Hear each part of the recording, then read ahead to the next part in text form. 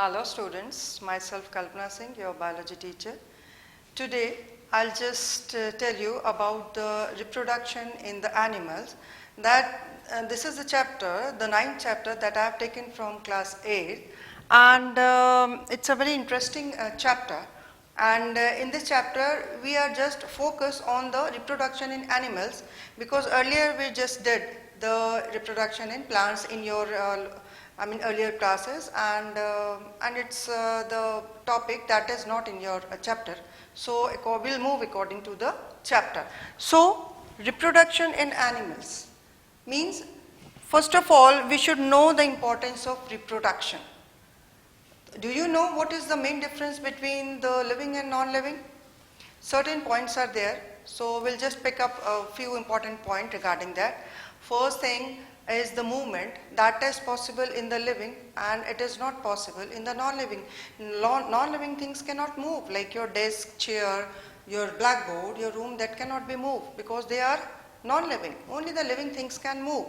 Then the circulation, that is another important process that exists in the living thing, not in the non-living thing. Circulation means the movement of all the important thing in the body, throughout the body, from cell to cell. This is possible in the living. And another one is the digestion. What we take in the form of food, that breaks down further and gives us energy to do work. That is required and possible in the living things only. So few points are there that through that we can very much clear about the living and non-living. Now, so difference between non-living and the living, I think it is clear to you now. Now we'll move to the next point. Why the reproduction is, the essential processes that takes place in the body of the living organism, and they are the digestion, reproduction, circulation, and the respiration. So many processes are there that takes place in the living organism. So here we just focus on the reproduction only. Next to that, the reproduction essential for the continuation of generation. Just imagine what happens if reproduction is not there. We know that we are the new generation, and we have the forefathers, they have their own forefathers, and from this chain we can understand, and that means this we just move from generation to generation. That is the very much important for the existence of any species. We are the humans, Homo sapiens, and reproduction is essential for a generation.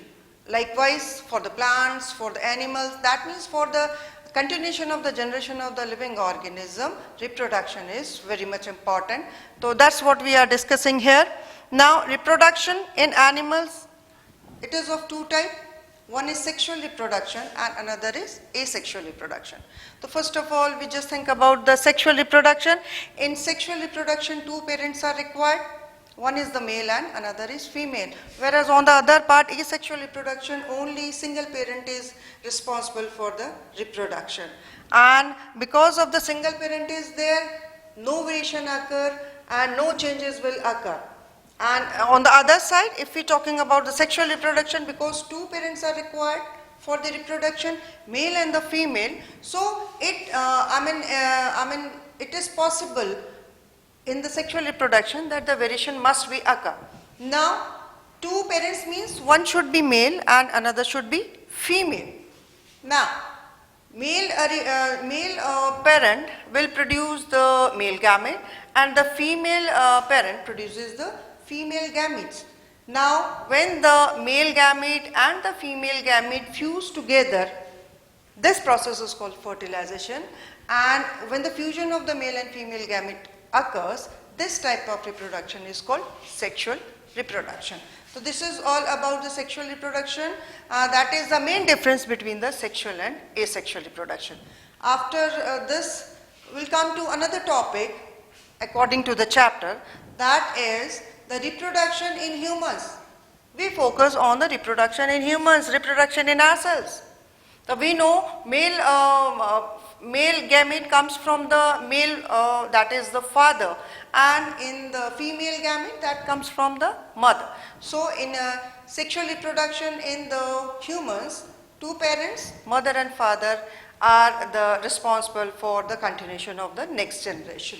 Now, male reproductive, now next to that will come to the reproductive organ that are important for the process. So first of all, we just think about, we just concentrate on the male reproductive organ.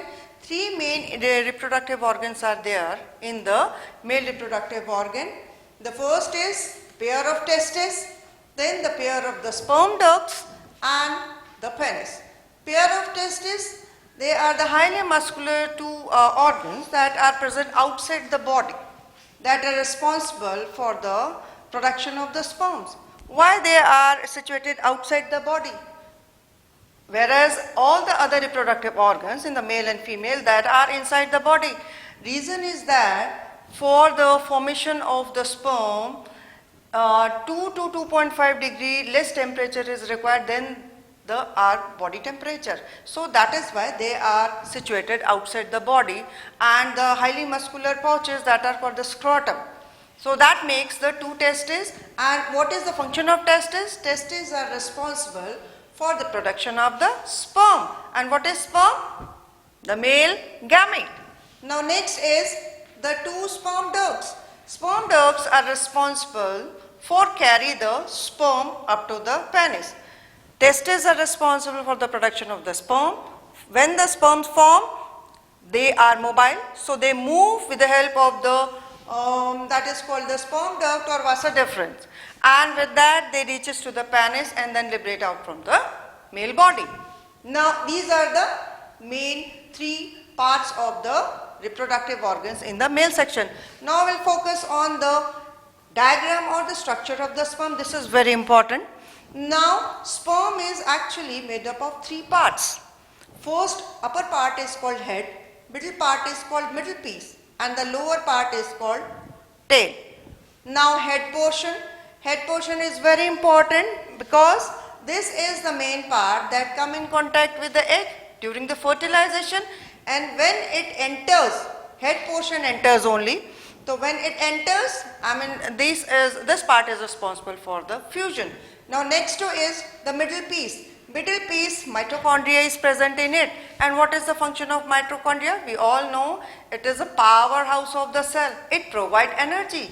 So middle piece provide energy for the working of the sperm. Next to it is the long tail. As we know, sperm is a mobile part, whereas egg, that is the female gamete, is non-motile or non-mobile. Now, because it is motile or mobile, tail portion helps it to move because it has to carry distance. It has to travel and reaches up to the particular point where that is the isthmus junction where the fertilization takes place. So, tail portion very important. So, this is the structure of sperm that has the three main part. Upper topmost part is the head, middle part, that is called middle piece, that carry the mitochondria. Must remember, only the middle piece is responsible for the mitochondria and providing energy. Whatsoever energy needed by the sperm, that all provided by the middle piece only, and the long tail is responsible for the movement of the sperm. So this is all about the structure of the sperm. Now next, after discussing the male reproductive organ, we'll come to the female reproductive organ. As male reproductive organ has the three main parts, similarly female reproductive organs also have the three main parts. The first is the pair of ovaries, the second is oviduct, another name of oviduct is fallopian tube, right? I have written over here, and the third is the uterus, or we can say womb. First we'll discuss the first important part, that is the pair of ovaries. Two ovaries every female have, and ovaries are responsible for the production of the female gamete, that is egg or ova. Now in every month after a particular cycle, one of the ovary produces a mature egg that moves from the ovaries, and it is actually catched by ephemera. Ephemera is a finger-like projection that is responsible for catching or to just get the mature egg from the ovaries. Once it reaches the fimbriae, from the fimbriae, it travels to the oviduct or fallopian tube, and at the end of the fallopian tube, the fertilization takes place. At that end of the fallopian tube, that is the place where fertilization takes place, or the fusion of the male and female gamete takes place. Now the third one is the uterus or the womb. Very important part. After the fertilization, development of the baby, that takes place in the mother's womb or uterus. So uterus is the part of the female body where the development of the newborn takes place. So these are the main reproductive organs. Regarding the male reproductive organ we have talked about, and then the female reproductive organ, the three main parts. I hope now it is clear. We have to remember one more thing. Yeah, there is a diagram regarding the egg or ova. It's a very simple diagram. In the center nucleus is there. Nucleus is the main the organelle in the cell that is responsible for carrying the genetic information that has to be transferred from mother or the parents to the offsprings. Now it is a single cell having the nucleus. So this is the diagram of the egg and ova. What is special about that, or what is the main difference between the sperm, that is the male gamete, and the difference between the female gamete is that male gamete is motile, it can move, it has tail. Whereas the female gamete, it cannot move. So it is non-motile and that is motile, and a huge difference between the structure. So these are the main structures of the egg and the sperm, the gametes. Now we have to remember one thing, that both egg and the sperms are single cell. This is very important to remember. Both, because gamete are always in the haploid form, or we can say they are the single cell. Now, another topic that is called fertilization. As I've told you, when both the gametes, that means the male gamete and the female gamete, fuse, this process is called fertilization. Male gamete, that comes from the father, and the female gamete, that is called egg or ova, that comes from the mother. Because we are talking about the reproduction in humans, so we just consider or focus on the egg and the sperm, that are the two gametes from both the parents. Now when these two gametes fuse, then the fertilization occurs. After fusion, when the male gamete and the female gamete it fuse, fertilization takes place. So what will be the product? What will be the result? It results in the formation of zygote. Zygote, again, it is a single cell and it is responsible for the further development of the embryo. So after fusion, that takes place during the process of fertilization. What happened? Zygote formed, that is a single nucleus. Now we'll just focus on the diagrams related to that. So first of all, we just think about the fertilization here. So three layers of the egg is there, and in which nucleus is there. This is egg or ova, and these are the sperms. One thing we have to always remember, that in comparison of one egg, thousands of sperms are travel out from the male reproductive body and reaches the egg or ova. So because why thousands of or the millions of sperms are there? Reason is that maybe some of the sperms are weak, or maybe they don't have the proper energy to travel this much of distance. So in front of one egg, thousands of sperms are there. When sperm reaches the egg, only the one sperm can be entered into the egg, and this is how the fusion takes place. Once the fusion takes place, it freezes its outer layer, then it won't allow any other sperm to enter in the egg. So this is the process. Now once it happens, this is called fertilization. This is egg and these are the sperm, and this fusion, this process is called fertilization. And what happened, or what we get after the fertilization process, that is the zygote. And what is zygote? See, when the nucleus of the sperm and nucleus of the egg fuses, it forms a single cell. and this is the egg. Now this is called zygote. So I have told you zygote is a single nucleus. It becomes single nucleus, and this is the diagram of the zygote. So earlier I have drawn the diagram of the sperm, that is very important for the examination point of view. Another important diagram is of fertilization, and the third one is of zygote. So these are the two diagrams. Labeling should be very proper, and the diagram definitely should be neat and clean. So that is the important part of the chapter. Now after that, fertilization is of two types: internal fertilization, external fertilization. So here we discuss about the reproduction beyond the humans. I mean, other than the human, we just talking about. So fertilization, two type of fertilizations are there. Internal fertilization, that takes place inside the mother womb or uterus, inside the mother body. Such fertilization is called internal fertilization. Best example is the humans, right? Another example of the internal fertilization you can see in the cow, dog, buffalo, cat, so many animals are there, in which fertilization takes place inside the mother body or the female body. External fertilization means external fertilization that takes place instead of inside the mother womb or uterus, outside the body, in the environment, free in the environment. Best example is the frog. What happened in the external fertilization? Like frog also have the male and female, right? Now the female female frog is responsible for laying egg. So when the eggs get mature, the female frog move into the water. What is the speciality of the frog? Frog is an amphibian. What is amphibian? Amphibian is a category of animals that lives in both on the land and in the water. The frog is the best example. So at the time of laying eggs, the female frog move in the water and on the surface of the water, I mean in the depth of the water, in the bottom of the water, it lays eggs. Female frog lays numerous eggs, and these eggs are very delicate. These are not the eggs we can compare with the egg of the hen.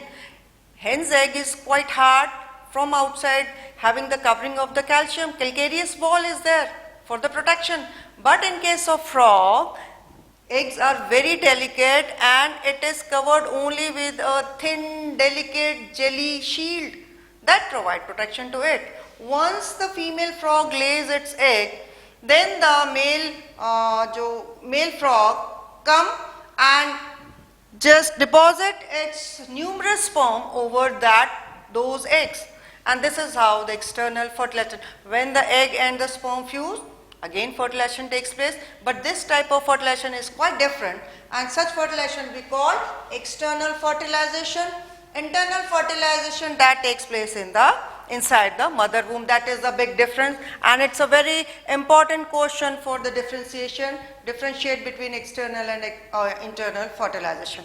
After that, we'll come to the development of embryo. Here we are talking about the internal fertilization in the humans. As fertilization process takes place, after fertilization what happened? Zygote form, that is a single nucleus. One zygote form, after that there is a rapid division of cell is there, that is in continuation. It is in continuation. When rapid division is there, then one cell divided into 4, then divided into 4, rapid division is there. As a result of which, there is a huge number of cells are there. Now then the zygote, at this time, it is said to be as embryo. Here we are talking about the development of embryo having numerous cells. Embryo, after formation of the zygote, rapid cell division is there. Now the process of the implantation. Now what is the process of implantation? When embryo formed, it comes in the third reproductive part of the female body, that is the uterus, and with the lining of the uterus, it get fixed. This is called implantation. Once the implantation happen, then the division again get more and more rapid. once the implantation has happened. Now after the implantation, further cell divide results in the formation of baby parts. When implantation is there, up to this part, when embryo is there, embryo is, it's a huge amount of cell having no shape. Once division takes place, then after that, certain cell makes a hand of a baby, certain cells makes a leg of a baby, head of a baby, eyes of a baby. When the cell makes a shape of a particular organ of the body, at that stage, now the embryo is said to be as fetus. So, the cells, group of cells having the proper body parts, such stage is called fetus. So 9 months is called the gestation period. During this period, the fetus is in the mother's womb, and when the development is complete, the baby comes out in this world and the mother gives birth to a new young one. So this is how the development of an embryo takes place. Very important, we have to remember all the steps in point. Just remind you one thing, and you have to remember it, कि whenever you describe anything, so you have to describe everything always in points instead of writing in paragraph. That is very important. So this is the development of embryo. Now regarding the animals, one more interesting thing is there. I mean, we can categorize animals into two categories. One that give birth to a young one, and another group or another category in which the animal lay eggs that they have to incubate, and from those eggs the new young ones comes out. So here viviparous animals and the oviparous animals. Viviparous animals are the animals that give birth to the young ones directly. If you are talking about the humans, the mother give birth to a young one, and that young one resembles to any one of the individual, to any human properly. That means that is the category of the viviparous animals. Another example of the viviparous animal is the dog, cat, cow, buffalo. So all these are the viviparous animals. Another category is called the oviparous animals. Oviparous animals, they never give birth to the young ones. Instead of that, they lay eggs.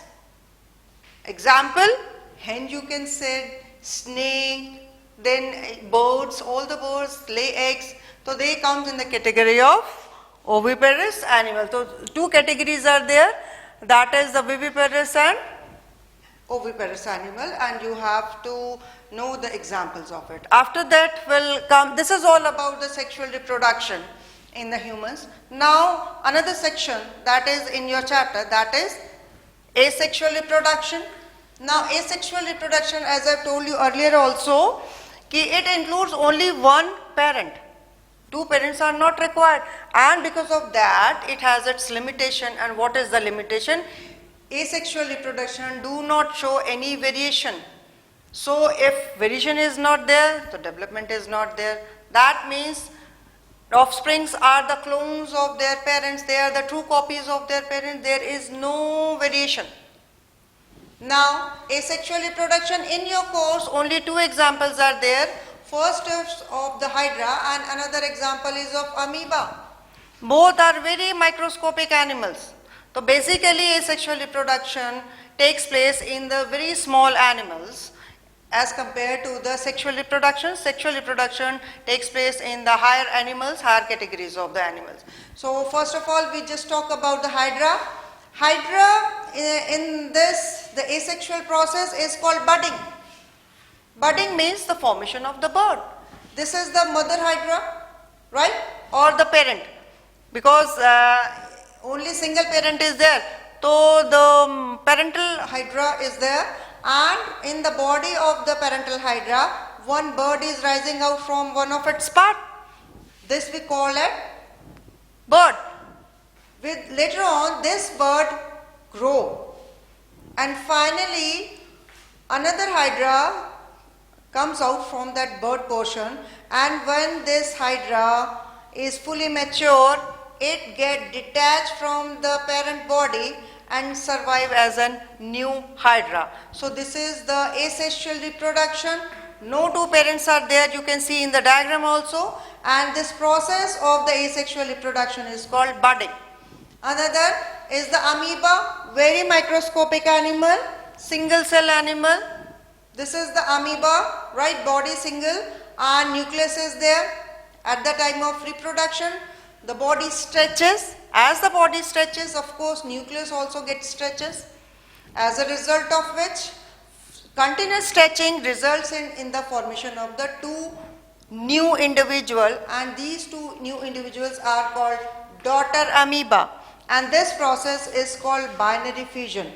Students, there are so many processes in the asexual reproduction regarding the development of the new species, that is except budding and binary fission is there in your class, in your course, and rest you will study in the higher class. So this is all about the reproduction in the animal, that is the chapter 9th of class 8. This is all for today. Thank you, class.